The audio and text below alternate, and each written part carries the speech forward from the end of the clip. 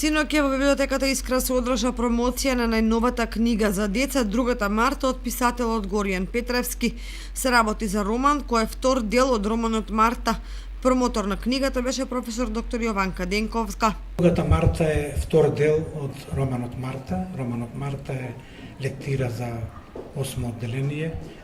Минатата година го доживеа своето 20-то издание, а Другата Марта е продолжение на таа приказна и што да ви речам, првото издание веќе се распродаде, сега е во печат, второ на ново издание.